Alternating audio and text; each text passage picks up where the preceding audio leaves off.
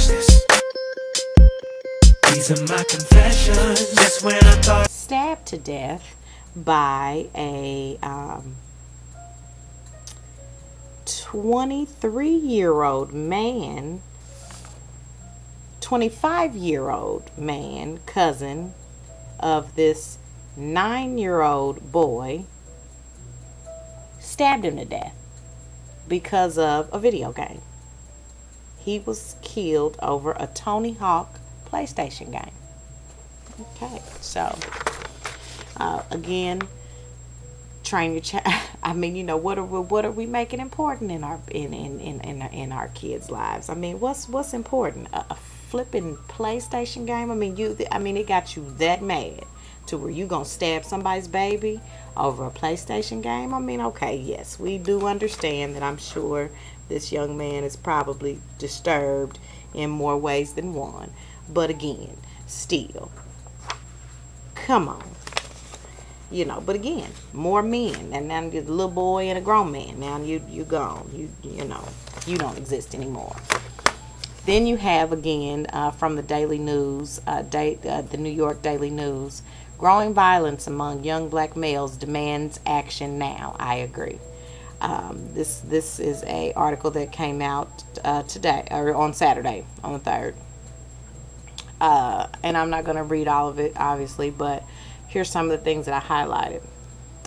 The number of black male youngsters who were murder victims rose by 31% between 2002 and 2007. And the number of black juvenile murder perpetrators jumped 43%. In New York City, last year in 2009, 148 souls between ages 16 and 24 were murdered. 94 of them were black. Only 8 were white. Now we are talking about New York. That's a whole nother thing in and of itself. New Yorkers, holla at your girl. But yeah, again, on the New York Times website, Freakonomics author and blogger Stephen Levitt, an economist at the University of Chicago, noted that the increase in young black murder victims was accompanied by a bump in the overall population of black kids. Okay, and that gets into a whole nother thing that I don't really want to get into right now because, you know, I just don't. So I'm going to move on to this next little thing. But if you got something to say about that little comment, you can, you know, holler at me, especially, you know, if you've been up on the Freakonomics and, you know, you kind of know a little bit about the author and his point of view and kind of how he looks at things. Hit me up and tell me what you think about that. But I'm going to move on to the next thing.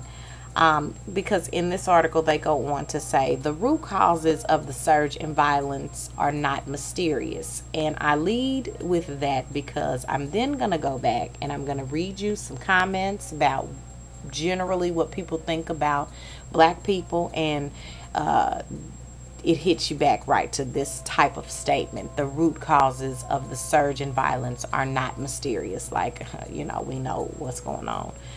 But anyway, Fox's study shows that youth criminality peaks in the hours after school when many kids are unsupervised, and it tails off later in the evening when parents are home. Okay, again, there's just some flaws just in that thought process right there. But again, we're not talking, I mean, this is not the whole problem, but because I can see and do believe this is part of the problem. Idle minds get they behinds in trouble. Here's where I think a huge part of this is coming from, which is why I brought up the Proverbs verse, train up a child, because with parents spending less time supervising their children, which also means less time training up their children, some out of choice, others out of necessity for the sake of managing expenses, and a few out of sheer indifference